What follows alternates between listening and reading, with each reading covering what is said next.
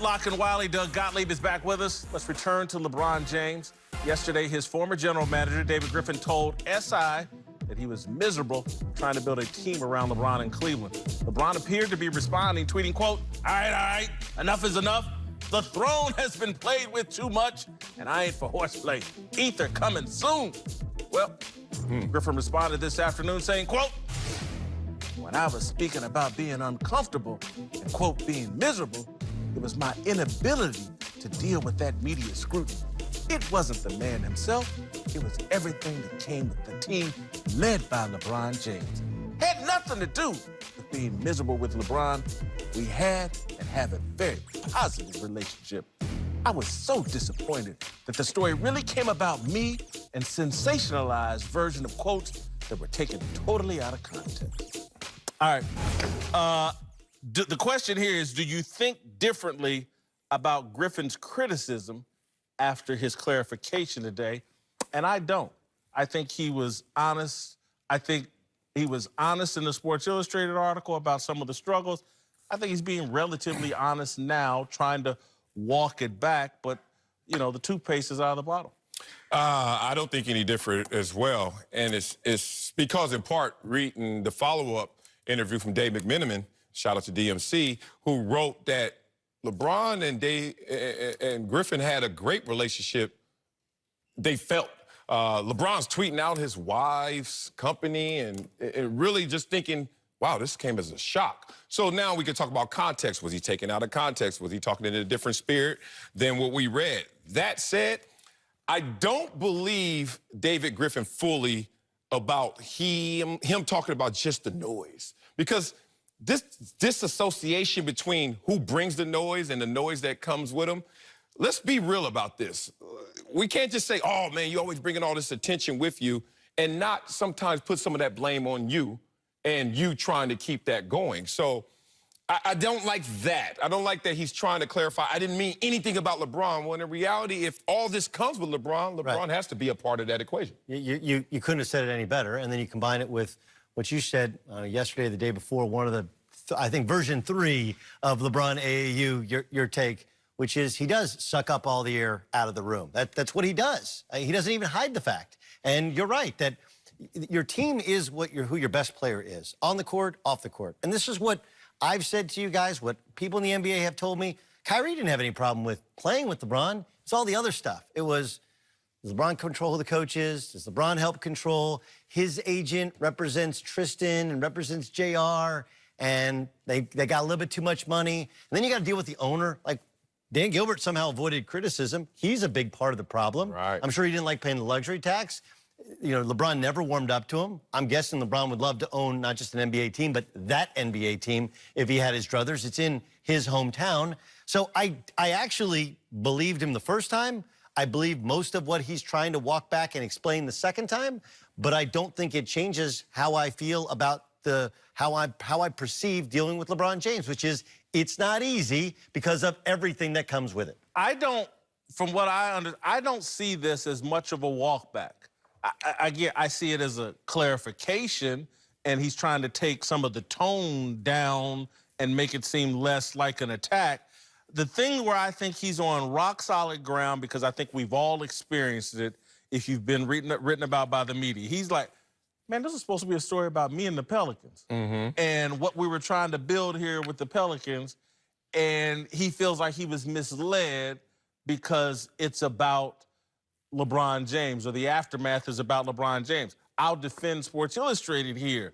David Griffin, you got to be smart enough. You say anything about LeBron James, shortly after he just missed the playoffs and there's all this attention and noise around him during the free agency period, you damn well know if there's any quotes about LeBron in a story, it's going to overshadow, because, you know, Pelicans are interesting, but if you really want to do a story on the Pelicans, just focus on the Pelicans, send Zion out there, not Dave Griffin. Man, you nailed that. The more we talk, the more I'm really going to get moved in terms of my support slightly for David Griffin, because it comes with the territory of LeBron James. And now you're trying to act like that all you were mad about was the media. The media and the territory, and not LeBron James, because LeBron James, if he could bring it, you think in your mind, LeBron James, you could quench it, you could squash it. And LeBron did none of that. I think really at the core of this is the same thing Phil Jackson was kind of alluding to when he said posse. Yeah.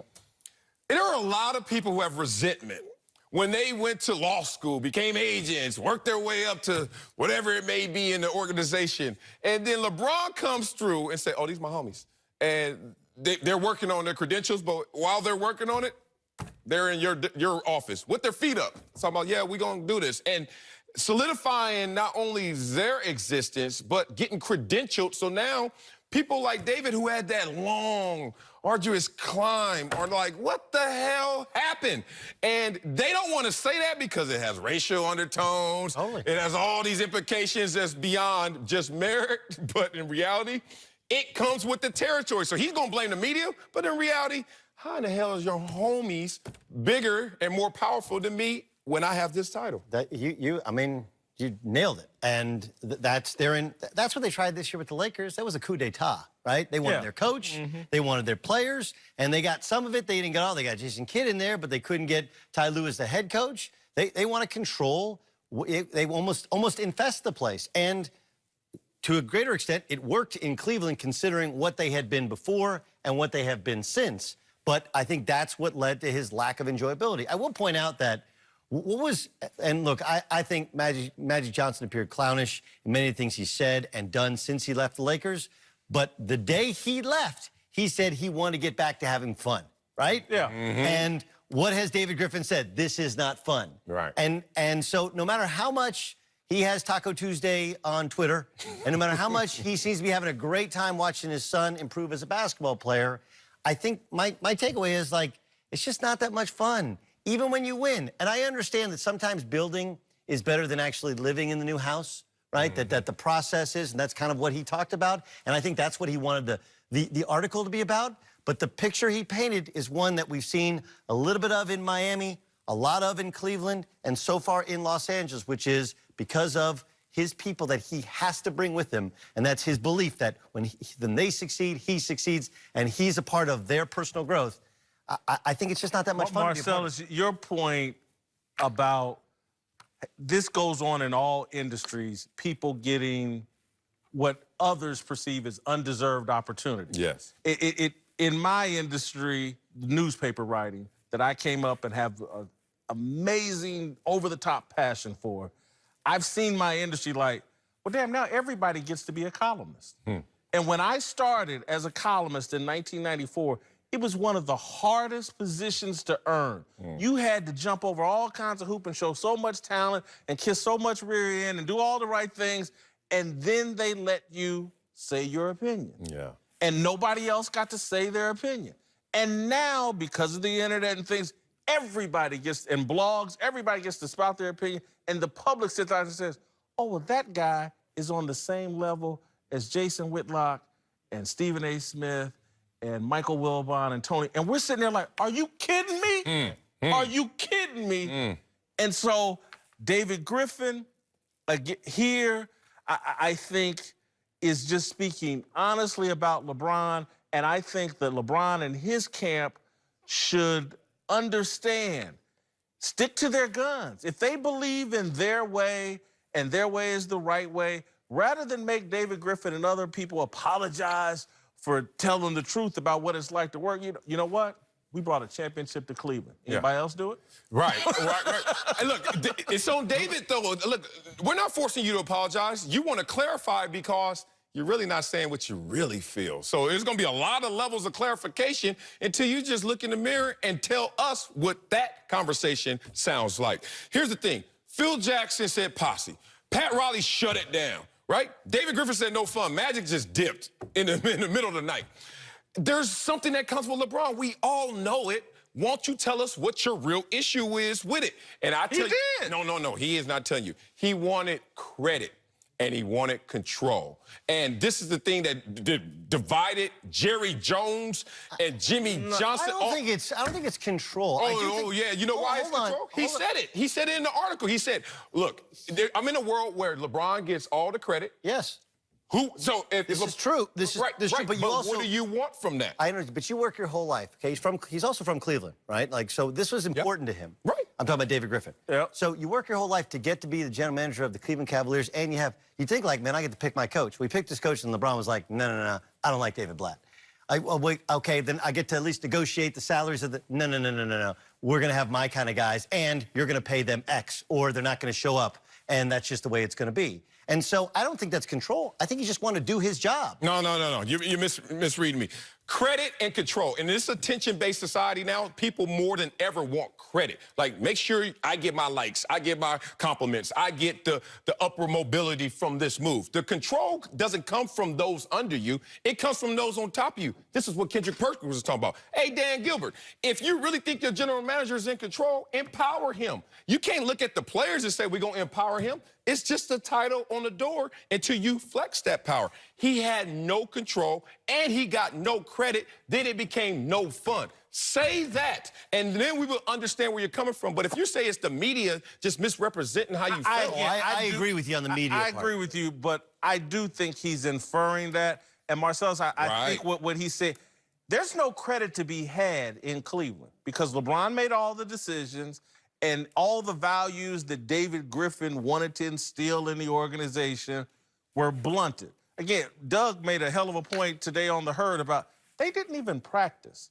You show me a basketball purist or coach or executive, they want their teams to practice. LeBron's like, nah, we're not practicing. That's not what we do here.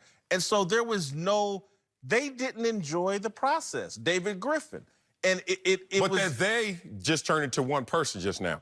Who else didn't enjoy the process? Yes, but this is all David reflection. This is Dead man walking. And look, Kyrie obviously has his own rebuilding of his image to do. Right. But when Kyrie got to Boston, he was blown away. What he said was by the professionalism of it. Yes. But professionalism was everybody showed up on time, everybody practiced together, they watched film together, and that wasn't how it was in Cleveland. And if LeBron wanted it to be that way, it would have been that way because he's LeBron James. And that's part of the article which he doesn't address in his walkback is he talked about the culture of Cleveland and that it was an unsustainable culture. And your culture is a reflection of your coach, but also the biggest reflection is of your best player. And I thought that was an indictment of LeBron. And this year, what happened with the Lakers when they fell apart was an indictment of LeBron. And what LeBron believes, and it worked for him, though, is like, hey, man, there were some other culture things that I established that I think were more important than practice and some of these other things. Because there are a lot of guys. Dante Jones come on the show. LeBron's one of the greatest teammates, and he'd have bowling night at his house, and we'd do this and that. And they did all kinds of team-building things that were all fun, and they all went out and kicked it and had a good time together as a team. Halloween parties, the whole nine. Those are the things that are important to LeBron. And then on the court, he's going to do LeBron stuff, and you'll win. Right. But coaches, executives, and others like, man, that's what happens when you leave. Where we gonna have the Halloween party at? Right. Golden State didn't forget about that Halloween party, by the way. Coming up, John Harbaugh says Lamar Jackson is going to run all over the league this year, but Lamar just said he's got other ideas. We'll tell you if the Ravens fans should be worried.